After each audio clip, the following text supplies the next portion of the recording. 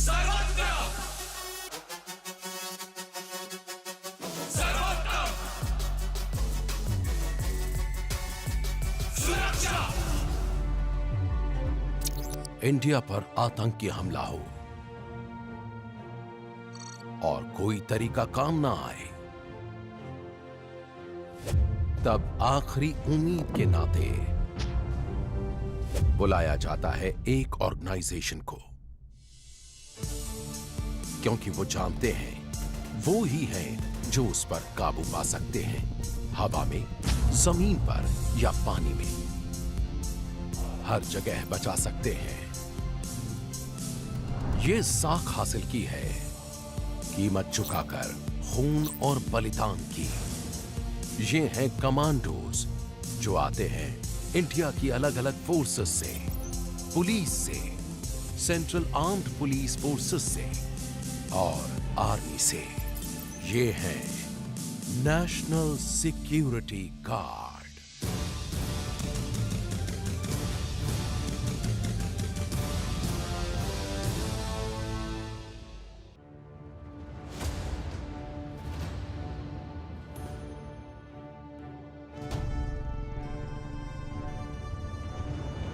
NSG campus से निकले हैं इंडिया के कुछ सबसे शानदार हीरोज, ब्लैक कैट कमांडोज,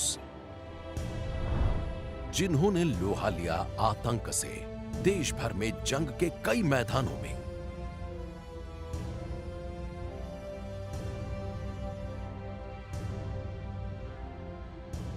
इनमें से लोगों की याद में शायद सबसे अहम है 26/11 और एनएसजी के कमांडोज का उसमें दिया अपना बलिदान।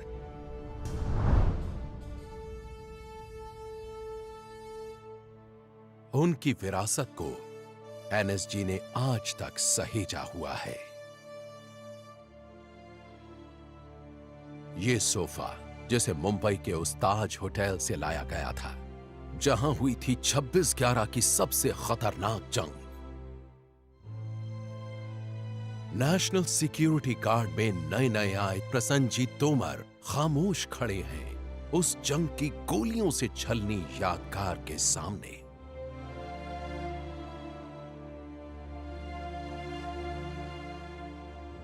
एक एनएसजी कमांडो के नाते उनका पहला दिन शुरू होता है इसी सोफे पर। उन्हें याद आती हैं वो घटनाएं और अपने कमांडिंग ऑफिसर के शब्द। जिस जगह आप बैठे हैं इसे हम कहते हैं क्रेडल ऑफ सैक्रिफाइस। जब आप यहाँ बैठे हैं आपको ये समझना चाहिए कि आप एक लेगेसी को गार्ड कर रहे हैं। लेकिन ब्लैक कैट कमांडो बनना कमजोर दिल वालों का काम नहीं है। कमांडो! एनएसजी उनके कमांडोज को उनकी हदों तक ले जाता है,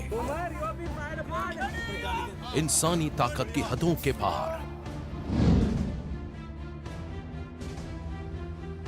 उनके सबसे जबरदस्त खौफ से भी आगे। एनएसजी के ये ट्रेनिंग ग्राउंड्स जवानों को घातक हथियार बना देते हैं। ये जगह है जहां वो सीखते हैं कैसे लड़ना है और जीतना है।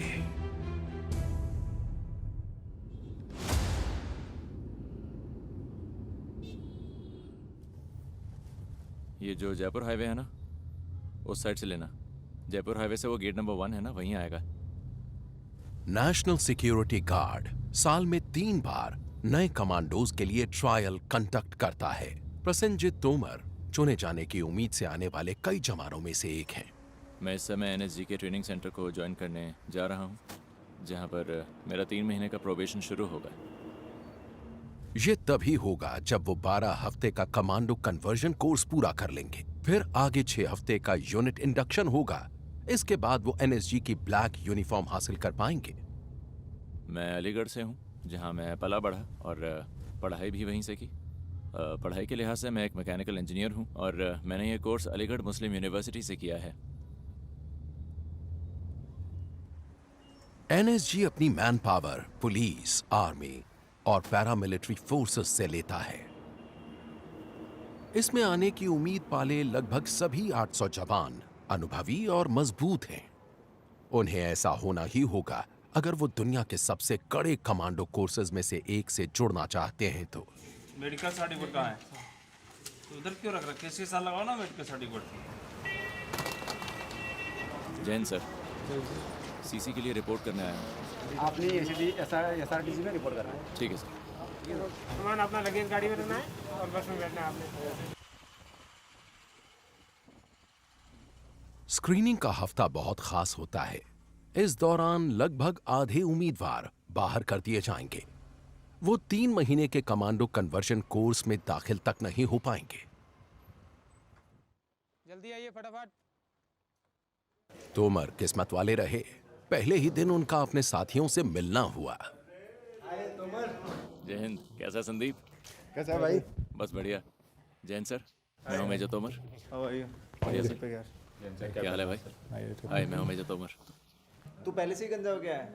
मैंने सोचा करा ही लेता हूँ जब कॉलिंग का क्या सीन है सर? शाम का बता रहे हैं अभी तो, ऐसा टाइम तो बताया नहीं, लेकिन शाम का कह रहे हैं।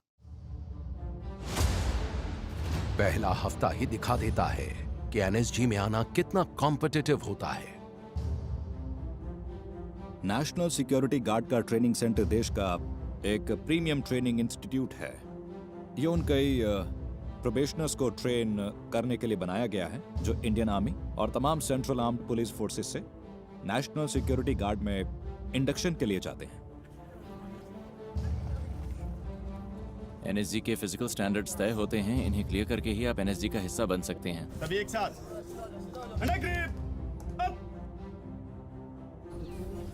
मैं सच कहूं तो मुझे पता नहीं था कि मैं ये कर पाऊंगा, लेकिन मैंने कर दिखाया। फिजिकल टेस्ट्स के साथ ही हथियार चलाने में भी माहिर होना जरूरी है। स्क्रीनिंग टेस्ट में मुझे इंसास दी गई और 25 मीटर दूर से इसे चलाया। स्क्रीनिंग टेस्ट में मैंने 3 सेंटीमीटर का ग्रुप बनाया था। तोमर ने अच्छे ग्रेड पाए। कोर्स से पहले एक फिल्ट्रेशन या एक स्क्रीनिंग टेस्ट लिया जाता है यहाँ पर, और बहुत से कमांडोस जो इसे ही पास नहीं कर पाते इस स्क्रीनिंग टेस्ट को, अफसोस हमें उन्हें वापस भेजना पड़ता है। एनएसजी वो फोर्स है जो खास तौर पर आतंकवाद का मुकाबला करती है, हर तरीका इस्तेमाल करते हुए। नेशनल सिक्योरिटी गार्ड हेडक्वार्टर्स में सबसे सीनियर ऑफिसर होते हैं डायरेक्टर जनरल। एनएसजी इंडिया की एक premier urban anti terror force है, इसलिए हमें ऐसे ऑपरेशंस के लिए बुलाया जाता है जो बहुत ही क्रिटिकल होते हैं। एक एंटी टेरर फोर्स के नाते एनएसजी का मुख्य काम है आतंक से निपटना, हर तरह के आतंक से। इसलिए आमतौर पर हमें फोर्स की आखिरी उम्मीद के तौर पर बुलाया जाता है, और हम एक फेडरल कंटिंजेंसी फोर्स कहे जाते हैं। इसलिए हमसे ऐसे ऑपरेशंस की उम्मीद होती है जो बहुत ही ज्यादा सीरियस होते हैं, जिनसे देश की सुरक्षा को गंभीर खतरा हो सकता है। मानेसर में एनएसजी कैंपस करीब 1600 एकड़ में फैला हुआ है। इसके बहुत सारे ट्रेनिंग ग्राउंड्स में आतंक का मुकाबला करने की तरकीबें सिखाई जाती हैं, उन्हें पक्का किया जाता है। नई सोच के ये कमांडोज उन ज्यादातर इक्विपमेंट्स के बिना ट्रेनिंग लेते हैं जो दूसरे कमांडोज इस्तेमाल करते हैं। जिन बिल्डिंग्स में दाखिल होने का कोई सीधा तरीका न बचे तो ये पार्कर तकनीक काम में लाते हैं। एनएसजी सिर्फ यहाँ मानेसर में ही बेस्ड नहीं है, इसके रीजनल हब्स पूरे देश में हैं। इंडिया में कहीं भी किसी भी अनहोनी से फौरन निपटा जा सकता है। नेशनल सिक्योरिटी गार्ड अलग अलग जगह होते हुए भी एक चुस्त दुरुस्त फोर्स है।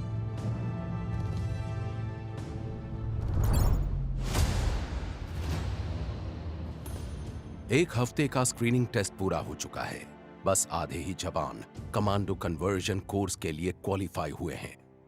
कैंडिडेट तोमर चुनिंदा जवानों में से एक हैं।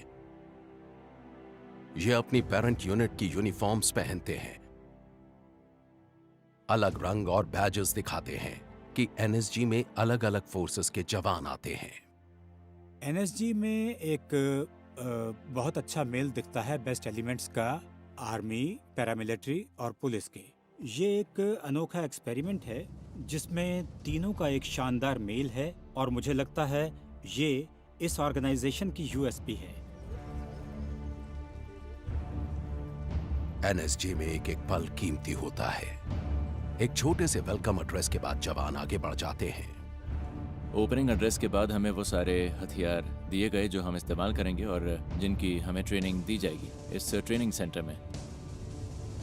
काउंटर टेररिज्म फोर्स होने की वजह से एनएसजी में इस्तेमाल होने वाले हथियार दुनिया भर की बेस्ट स्पेशल फोर्स यूनिट्स की टक्कर के होते हैं। हम जानते थे कि ट्रेनिंग आज से शुरू होने वाली है और ये भी कि किसी खास तरह से हमारा वेलकम किया जाएगा। एनएसजी में कमांडो बनने के इच्छुक जवानों के लिए वेलकम के एक बिल्कुल ही अलग मायने होते हैं। एनएसजी वेटरन्स इसे कहते हैं आइस ब्रेकिंग। क्रॉलिंग, पुशअप्स, पता नहीं उन्होंने उस दिन हमसे क्या क्या करवाया, लेकिन वो सब मुझे याद है 2-3 घंटे तक तो चला ही था। आइस ब्रेकिंग तो बस आने वाली चीजों की एक झलक भर है। यहां से आगे पूरे जुनून के साथ शुरू किया जाएगा कमांडो कन्वर्जन कोर्स। बाकी के 11 हफ्तों में तोमर और दूसरे ट्रेनीज के पूरे दमखम की परख होगी।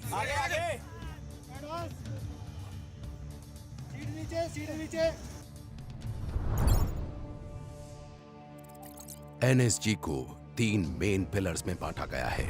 काउंटर टेरर फोर्स में वो यूनिट हैं जो कैसे भी हालात में आतंकवाद से निपटती हैं। इनमें होते हैं काउंटर हाईजैक और होस्टेज रेस्क्यू मिशंस, जमीन, समुद्र या आसमान में। क्लोज प्रोटेक्शन फोर्स देश भर में चुनिंदा वीआईपीज की सुरक्षा करती है। तीसरा पिलर है state of the art bomb detection and disposal squad और national bomb data centre.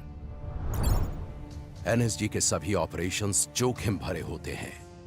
Close protection force का काम भी ऐसा ही है। ये हाई रिस्क वीआईपीज को सुरक्षा देते हैं जिसमें वो खुद बेहद जोखिम में रहते हैं, इसलिए इन्हें कहा जाता है बुलेट कैचर्स। ये बुलेट कैचर्स शब्द टीम की खुद को खतरे और प्रोटेक्टी के बीच में रखते हुए खतरे को बेअसर करने की शानदार काबिलियत से आया है, क्योंकि कमांडो की हिफाजत और सलामती हमारी प्रायोरिटी है। इसलिए हमारी team state of the art हथियारों, स्पेशलाइज्ड इक्विपमेंट से लैस रहती है। हम लगातार अपनी परफॉर्मेंस को बढ़ाने और आने वाले किसी भी संभावित खतरे को देखते हुए एक कदम आगे रहने पर ध्यान देते हैं। क्लोज प्रोटेक्शन फोर्स कमांडोज अपने काम से जुड़े खतरों को बखूबी जानते हैं, इसलिए पक्का करते हैं कि हालात बेकाबू होने से पहले हर तरह के खतरे को दूर कर दें।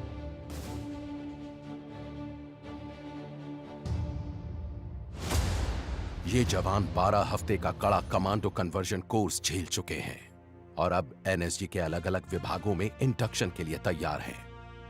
तोमर को प्रीमियर काउंटर टेरर यूनिट्स में से एक मिली है। इस यूनिट को 3 अशोक चक्र मिल चुके हैं। ये पीस टाइम का सबसे बड़ा गैलेंट्री अवार्ड होता है, इसलिए मैंने इसे चुना और किस्मत से ये मुझे मिल भी गया। आप लोगों का स्वागत करता हूँ। आप लोग यहाँ पर ओरिएंटेशन ट्रेनिंग के लिए आए हैं। काउंटर टेररिज्म यूनिट ट्रेनिंग के आने वाले 6 हफ्ते गुजरे 3 हफ्तों को बाएं हाथ का खेल जैसा साबित कर देंगे। अभी आप एक स्पेशलिस्ट यूनिट में आ रहे हैं। इस देश का इलीट काउंटर टेरर यूनिट है। हमारा इतिहास खून से लिखा हुआ है और आज इस ट्रेनिंग करने के बाद जब आप ब्लैक इन होंगे तो आप उस विरासत, उस लेगेसी के कस्टडियन होंगे। इसके लिए आप लोगों से एक्सपेक्टेशन है कि आप यहाँ पर आपके दाएं बैठे हुए उस्ताद जो सिखाएंगे उसको बहुत लगन से, बहुत मेहनत से सीखेंगे।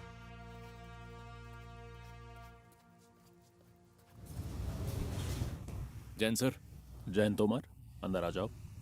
इस ट्रेनिंग ऑफिसर और उनकी टीम पर अगले 6 हफ्तों में इनके इंडक्शन का दारोमदार है। ट्रेनिंग सेंटर में कैसा परफॉर्म कर रहे हो? मैंने बढ़िया परफॉर्म किया सर और अपने सारे टेस्ट्स में एक्सीलेंट हासिल किया। Excellent sir. तो उम्मीद है आपको पता है कि यहाँ के स्टैंडर्ड्स बहुत अलग हैं और बहुत ऊंचे भी। फिजिकल एक्सर्शन का लेवल यहाँ बहुत ज्यादा होता है। यहाँ आपको मुश्किल सिचुएशंस में टेस्ट किया जाएगा। सर। आपको बहुत ज्यादा मेहनत करनी होगी। ठीक है बड़ी, मार्च ऑफ। जय हिंद। जय हिंद।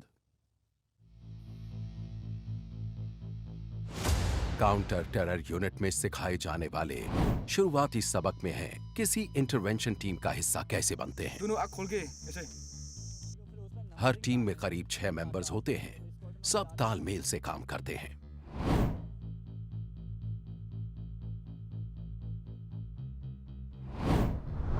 किसी भी काउंटर टेरर फोर्स का पहला बिल्डिंग ब्लॉक होती है एक इंटरवेंशन टीम। हर मेंबर किसी खास हुनर में माहिर होता है। बाकी हुनर के साथ ही इनमें हैं डिमोलिशंस, कम्युनिकेशंस, मेडिसिन, स्नाइपर, मार्क्समैनशिप के हुनर। आमतौर पर इनकी मदद के लिए एनएसजी K9 स्क्वाड से एक डॉग और हैंडलर भी साथ रहता है। हर टीम मेंबर बैटल में 20 केजी से ज्यादा भारी किट और प्रोटेक्टिव गियर लेकर चलता है।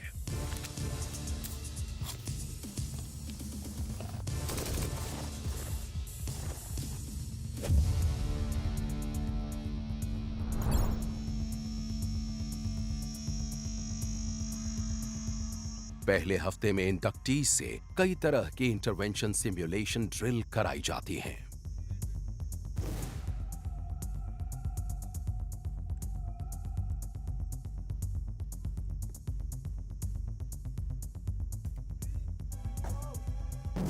उनके ट्रेनिंग ऑफिसर उनकी हर हरकत पर बारीक नजर रखते हैं। हर मोड़ पर नए सरप्राइजेस पेश किए जाते हैं।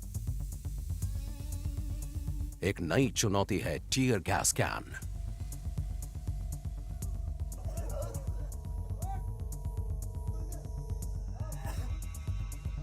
टीयर गैस आंखों में तेज जलन पैदा करती है और स्किन के जलने जैसा एहसास होता है। इन सब लोगों ने बहुत अच्छा किया, सच मानिए। इनमें से अभी तक कोई भागा नहीं। मैं कहूंगा कि इस पूरे ग्रुप में ही बहुत जोश भरा है। उसी दोपहर आगे उनके ट्रेनिंग ऑफिसर ने तोमर के लिए एक टीयर गैस कैन खोला। तोमर ने पहली बार वैसा कोई हथियार थामा था, लेकिन यह आखिरी बार नहीं होने वाला था। एनएसजी ट्रेनिंग पूरी मशक्कत मांगती है और ऐसा सिर्फ 2 पैरों वाले कमांडोज के लिए नहीं है। यहां 4 पैरों वाला भी एक पूरा कंटीजेंट है, K9 dog squad. NSG soldiers को ब्लैक कैट कमांडोज कहते हैं। यहां ब्लैक कैट्स और डॉग्स की पार्टनरशिप होती है। K9 कमांडो गूगल को लगता है कि वो 2 पैरों पर चलने वाले अपने हैंडलर जितना ही माहिर है। गूगल एक हाईली ट्रेन्ड स्निफर डॉग है। इसका काम है एयरक्राफ्ट के ओवरहेड लगेज रैक में विस्फोटकों का पता लगाना।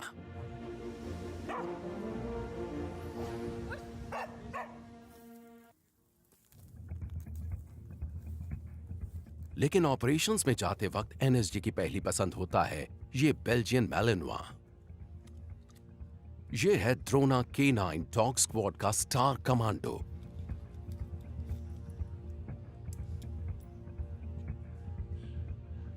एक्शन में ड्रोना पहला कमांडो होता है।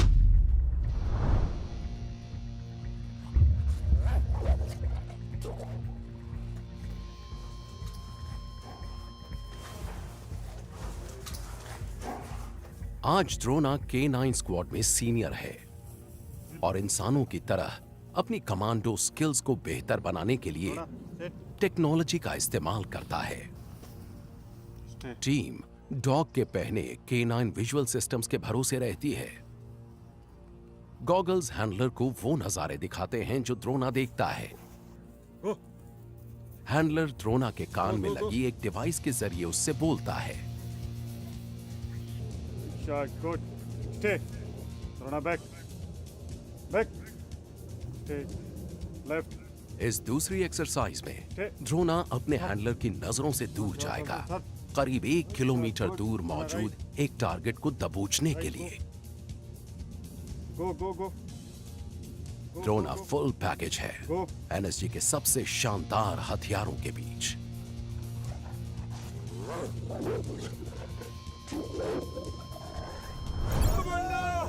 आगे देखेंगे इंडक्टीज को परखा जाएगा इंसानी ताकत की हदों तक। दिखेगा नींद न मिलने, दर्द और थकान का जबरदस्त असर।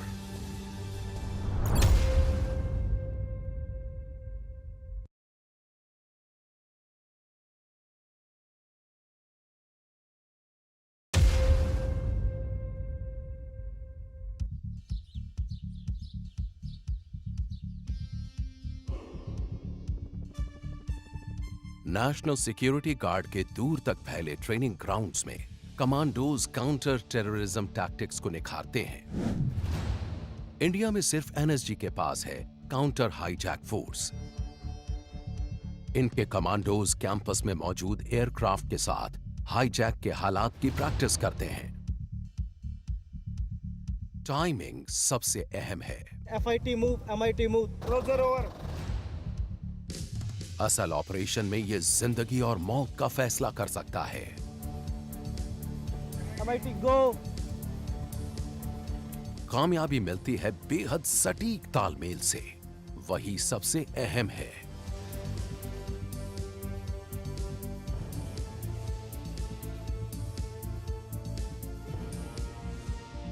एयरलाइन हाईजैकिंग के साथ ही आसमान से कई और खतरे भी आ सकते हैं। ड्रोन्स हवाई सफर में अड़चन डाल सकते हैं।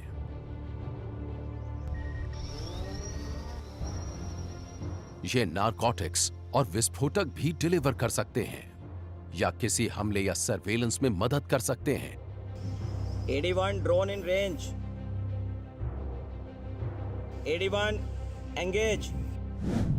ऐसी हरकतों से निपटने के लिए एनएसजी के पास कमांडोज और इक्विपमेंट दोनों हैं।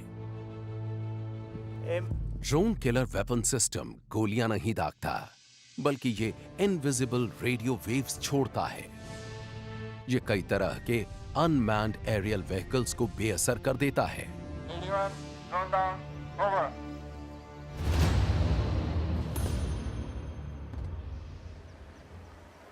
एनएसजी के सीनियर ऑफिसर्स फोर्स की तकनीकी तैयारी पर लगातार नजर बनाए रखते हैं।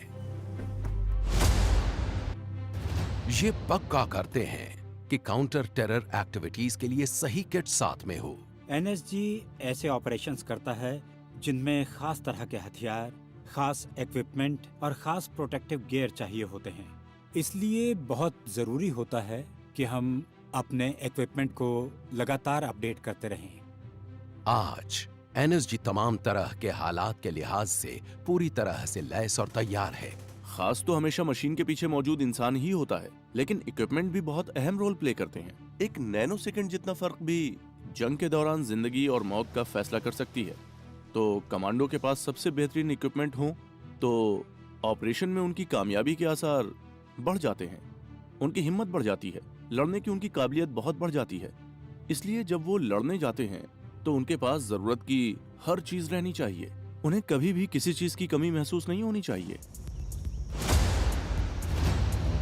एनएसजी काउंटर टेररिज्म फोर्स में इंडक्शन ट्रेनिंग पूरे जोरों पर है।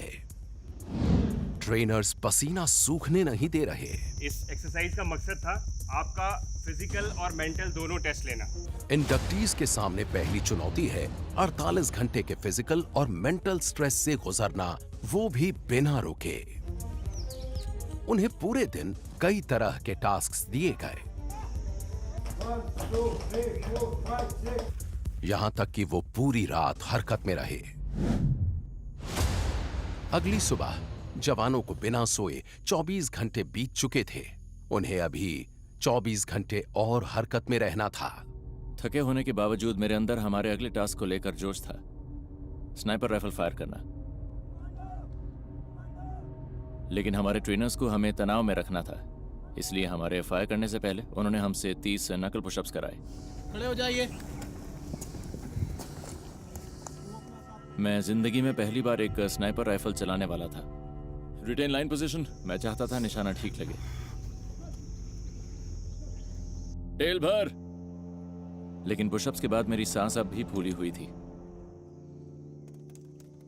हाथ थोड़ा भी हिला तो निशाना नहीं लगेगा और टारगेट्स काफी दूर होते हैं। यहां पर हमारा टारगेट था 400 मीटर की दूरी पर।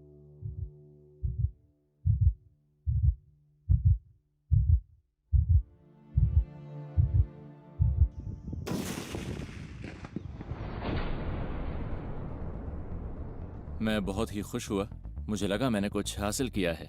लेकिन सच कहूं तो उस वक्त दिमाग में तनाव से भरे आगे के 23 घंटे ही थे जो आने वाले थे। एनएसजी के आर्सेनल में स्नाइपर्स बहुत अहम हैं। कमांडो हाईली ट्रेन्ड मार्क्समैन होते हैं जो बेहद दूर के टारगेट्स पर निशाना साध सकते हैं। कभी कभी तो 1 किलोमीटर दूर तक का निशाना भेद देते हैं।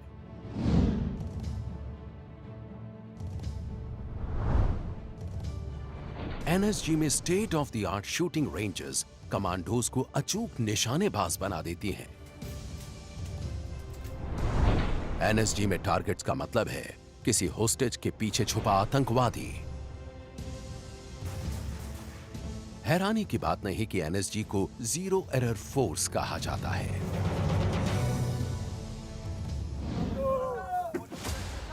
इस बीच इंडक्टीज 48 घंटे के स्ट्रेस टेस्ट से गुजरना जारी रखे हुए हैं। आप आगे चले जाओ, आगे चले जाओ। दूसरे दिन की दोपहर से पहले वो 40 डिग्री से ज्यादा के तापमान में टायर्स को पलट रहे हैं।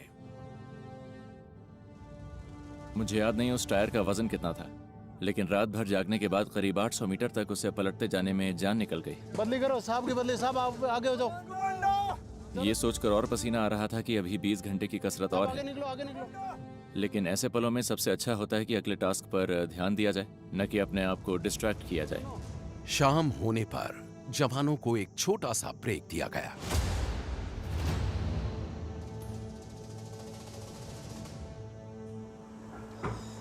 ट्रेनिंग के दौरान बॉडी को फिट रखना जरूरी है,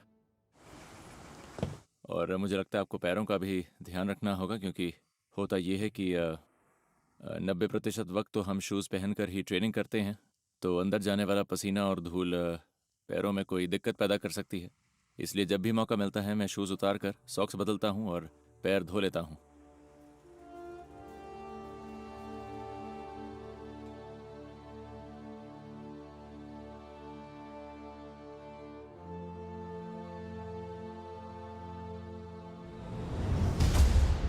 इंसान की बॉडी किसी जादू से कम नहीं, इसे हद तक ले जाकर हैरतअंगेज काम किए जा सकते हैं।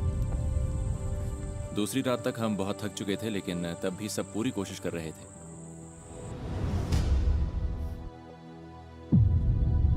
सच कहूं तो दिमाग में वो यादें रह रहकर उभरती हैं।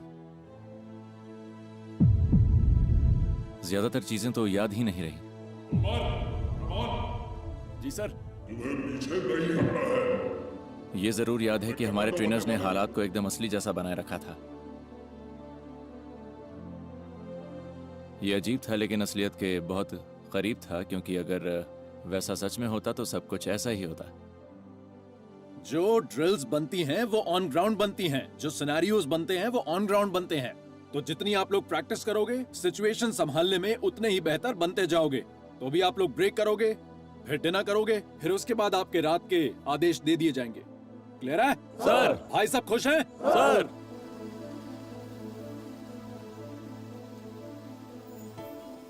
अगर आप ऐसे हालात में होते हैं तो ऐसे ख्याल आपको दिमाग में आ ही जाते हैं। आपका ब्रेकिंग पॉइंट क्या है? लिमिट कितनी है? हार मान गए? मुझे लगता है एक कमांडो बनने के लिए ज़रूरी है कि इन ख्यालों को दूर रखा जाए, ताकि आप एक फाइटर बन सकें। अब हम इन्हें उस फेज से गुजारेंगे जिसे कहते हैं स्ट्रेस आवर्स। मेन मकसद होता है इनको सोने ना देना।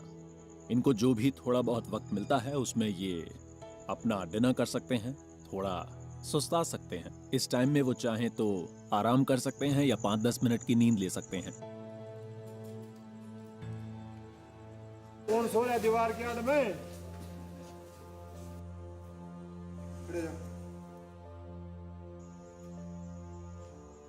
ऐसे पलों में मुझे अपनी फैमिली की याद आती है। मेरी बहन, उसका पहला बच्चा हुआ है जिसे मैंने अभी तक नहीं देखा, और मेरी बाइक की बहुत याद आती है। काश मेरी बाइक यहाँ होती और हमारे पास थोड़ा फ्री टाइम होता जिससे मैं बाइक राइड के लिए जा पाता। थोड़ा सा मज़ा तो हो ही जाता हमारे लिए। बाइक को मिस करता हूँ मैं। भोर में 3 बजे से एक्सरसाइजेस फिर से शुरू हो जाती हैं।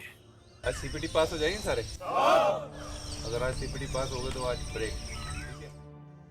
47 घंटे का स्ट्रेस पार हुआ। 1 घंटा और बचा है। फिजिकल ट्रेनिंग का पूरा 1 घंटा।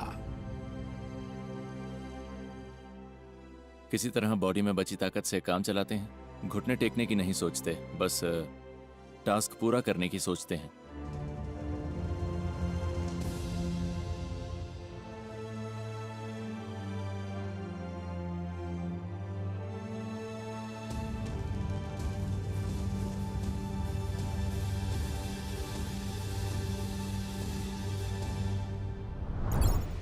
आगे देखेंगे कैसे जवान अपनी आखिरी बाधा तक पहुंचे। ये कुछ नहीं बस केओस है, और उसी केओस में आपको अपना दिमाग शांत रखना होता है। जान निकल रही थी, मैं धरती को मतलब जमीन को पीट रहा था, नखूनों से जमीन को पाट रहा था मैं।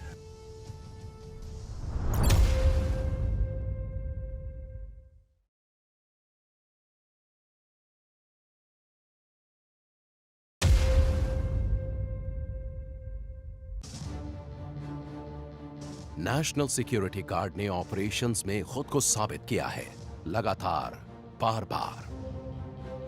कामयाबी की ये राह आसान नहीं रही है।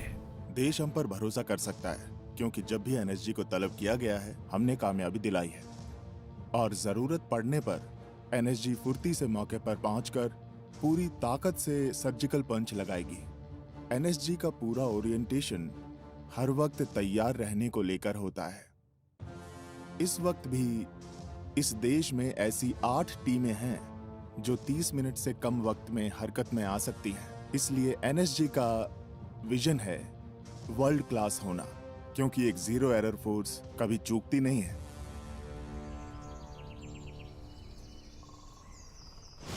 NSG counter terror force unit induction training के बस 2 हफ्ते और बचे हैं, लेकिन अब भी चढ़ने को कई पहाड़ हैं। ये बेसिकली रॉक क्राफ्ट है। ये जो सामने नेचुरल वॉल फेसेस हैं, ये करीब 100 से 120 फीट ऊंचे हैं। तो ये जवानों को एक नेचुरल फील देता है इस रॉक क्राफ्ट पर प्रैक्टिस करने की। कमांडो ट्रेनिंग लेने की इच्छा होने की वजहों में से एक वो तमाम स्किल्स हैं जो हम एनएसजी में सीखते हैं। मैं पहले क्लाइंबिंग कर चुका हूं, लेकिन यहाँ की कंडीशंस अलग हैं।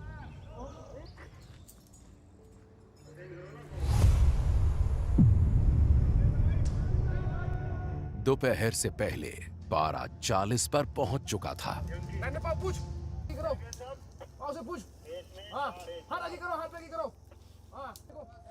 जून की गर्मी और जबरदस्त उमस। गरम करो इनको, इन सब की आवाजें निकल रही हैं, गरम करो इनको। 31, 32, 33। तो हम इसे कहते हैं टोल टैक्स, जिसमें ये 100-200 पुशअप्स करते हैं या थोड़े स्टार जंप्स करते हैं। मोटिव होता है टास्क से पहले इनको थकाना। हम देखते हैं कि बॉडी के थकने के बाद वो टास्क को किस खूबी के साथ पूरा करते हैं, और इसीलिए हम उनसे इतनी मेहनत करवाते हैं। Major Prashant Singh Tomar, ready for traversing sir. वो टोल टैक्स का टास्क मुश्किल था। एक्सरसाइज के बीच में अचानक लगता है जैसे हाथों में दम नहीं बचा, लेकिन बीच में लटके हों तो कोई रास्ता नहीं बचता, दूसरी तरफ तो पहुंचना ही होता है। चलो छोड़ो हाथ, चलाओ कमांडो जरा। कमांडो छोड़ कमांडो। आप देख सकते हैं ये टास्क कितने दम निकालने वाले होते हैं। उसके फेस से दिखता है कि वो थका हुआ है बेचारा। गॉड नोज अब तक कितने पुशअप्स कर चुका होगा। और बॉडी के थकने के बाद जब उनसे टास्क करवाया जाता है तब बनता है एक ब्लैक कैट।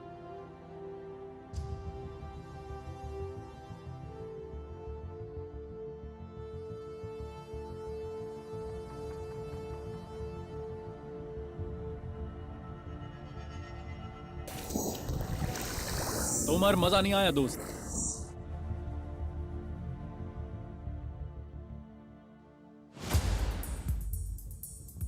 एनएसजी में कई यूनिट्स हैं। इनमें बॉम्ब स्क्वाड एक खास यूनिट है। इस पर देश में बम विस्फोट की तमाम घटनाओं की मॉनिटरिंग, रिकॉर्डिंग और जांच की जिम्मेदारी होती है। बॉम्ब स्क्वाड कमांडोज का काम मुश्किल होता है। हालांकि वो प्रोटेक्टिव सूट पहनते हैं, पर किसी विस्फोटक के पास जाना कोई आसान बात नहीं है। उन्हें विस्फोटक को खुद उठाकर कंटेनमेंट चैम्बर में रखना होता है।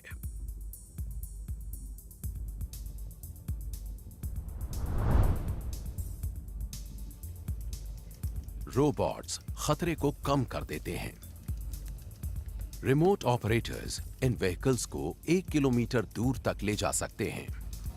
सीधा जाना, राइट मोड़ते ही दरवाजे, पहले दरवाजे के अंदर आईडी है। ऑन बोर्ड कैमरास रिकॉनेसेंस और इंटरवेंशन दोनों को मुमकिन बनाते हैं।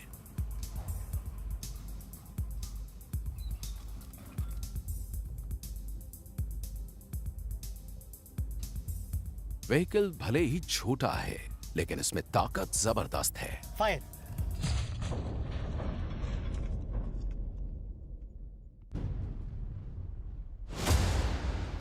जून खत्म होने को है। इंडक्शन प्रोसेस का 5वां हफ्ता चल रहा है और जवान आखिरी बाधा तक पहुंच चुके हैं। आज सुबह से ही बादल आए हुए थे, इसलिए बारिश भी हो गई। क्योंकि पिछले 3 दिन से इतना ज्यादा ह्यूमिड, इतनी ज्यादा गर्मी, मौसम इतना खराब रहा है कि अच्छा हुआ आज बारिश हो गई।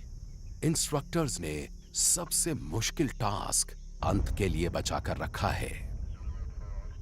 सर्किट पूरा करने में कम से कम 2.5 से 3 घंटे लगेंगे, क्योंकि वो चल कर नहीं, इसे रेंग कर पूरा करने वाले हैं। और हम देखेंगे कि वो एक टीम के नाते कैसा परफॉर्म करेंगे।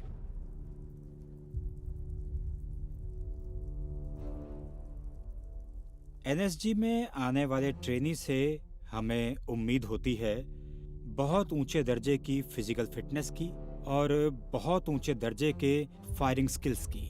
तो हम उन्हें उनके एनएसजी में आने के वक्त से 2-3 पायदान तक ऊपर ले जाते हैं। इससे आखिर में हमें बहुत ही एफिशिएंट कमांडो हासिल होता है, जो ड्यूटी के दौरान हर चैलेंज को पार कर सकता है।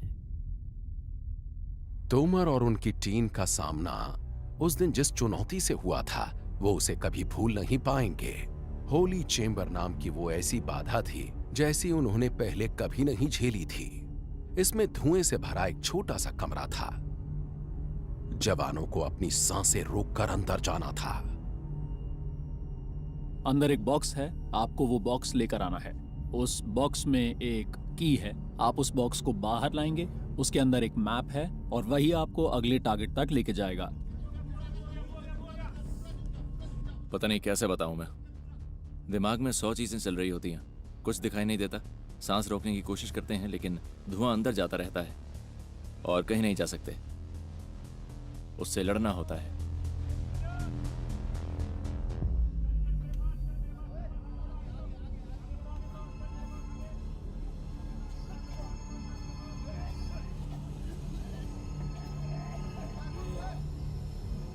इसी चैम्बर में घुसे कोई चमक नहीं रहा था। मतलब जैसे अंदर हुए तो घुटन होती थी, सांस नहीं आता था, जान निकल रही थी गले से नीचे। मतलब इधर बिल्कुल ब्लॉक हो गया, सांस गया नहीं। मैं धरती को मतलब जमीन को पीट रहा था, नखूनों से जमीन को पाट रहा था मैं। बॉक्स को ढूंढ कर लाने की टीम की पहली कोशिश बेकार गई, जिसका एक ही मतलब था, दोबारा कोशिश करो। ये कुछ नहीं, बस केओस है और उसी केओस में आपको अपना दिमाग शांत रखना होता है।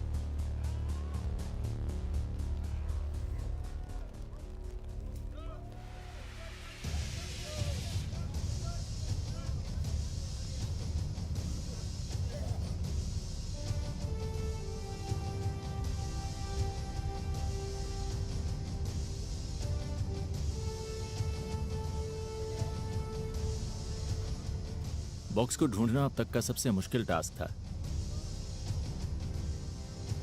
उसके बाद तो लगा कि हम कुछ भी कर सकते हैं।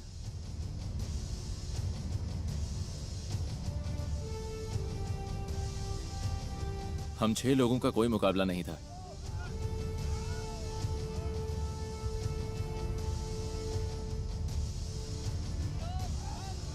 हमने एनएसजी की दी हुई हर मुश्किल को पार किया। अब हमें कोई नहीं रोक सकता था। बोले ना कमांडो क्या होता है, फिजिकली मेंटली बंदा इतना स्ट्रॉन्ग कर देते हैं कि उसमें कितना ही प्रेशर आ जाए वो अपना काम करेगा। तो जिस मुद्दे के लिए उसको भेजा जा रहा है या जो काम टास्क मिला है ना, वो टास्क पूरा करेगा।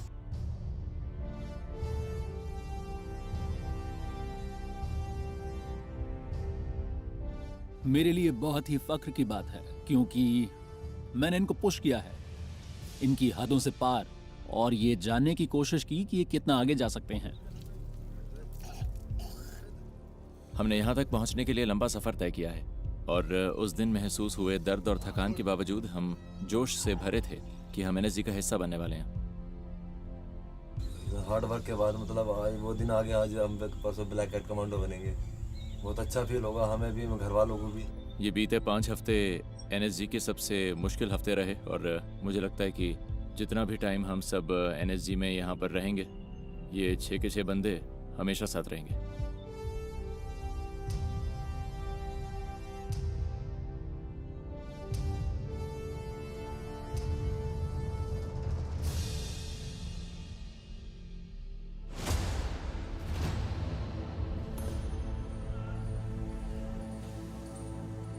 इंडक्शन पीरियड पूरा हुआ। 4.5 महीने की मुश्किलें खत्म हुई। अभी पता लग रहा ना हमारी हालत कैसी।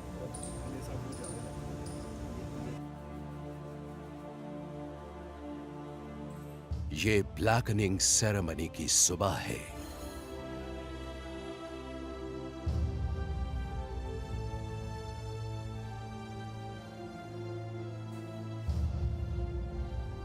थोड़ी देर बाद तोमर और दूसरे जवान एनएसजी की काउंटर टेरर फोर्स में अपनी जगह लेंगे। ब्लैक पहनना एक बहुत ही गजब का एहसास था।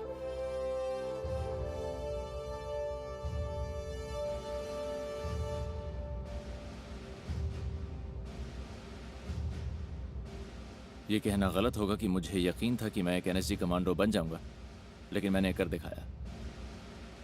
आप सभी का सीसी 118 के बलिदान परेड में हार्दिक अभिनंदन है।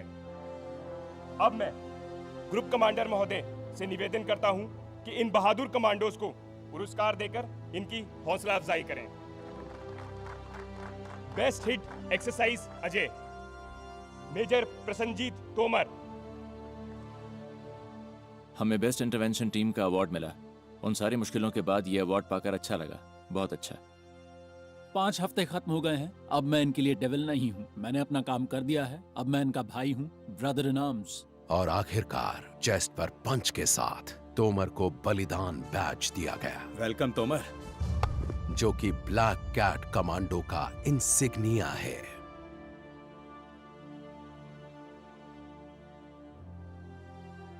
सेरेमनी के बाद हमें पहली बार ऑफिसर्स मेस में ले जाया गया।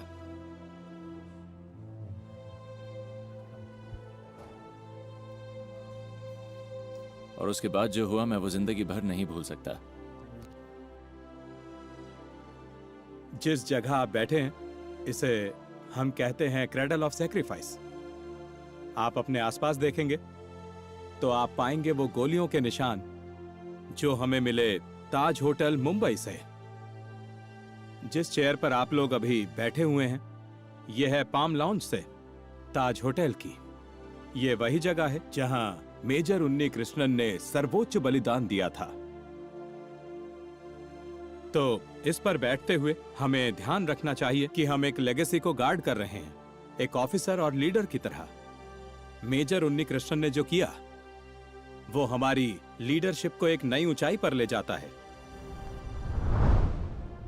अपने सपने को सच बनाकर एनएसजी कमांडोज बनने वाले जवानों के लिए इंडक्शन तो बस पहला कदम है। उन्हें अब उन स्टैंडर्ड्स तक पहुंचना होगा जो उनसे पहले के वीरों ने सेट किए हैं।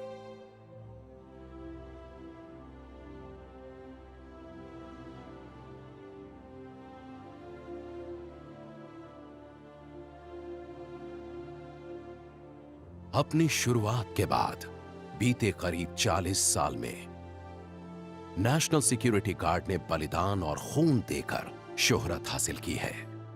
अपनी जान कुर्बान करने वाले जवान हर रोज प्रेरणा देते हैं। ये देश हमेशा उन्हें याद रखेगा।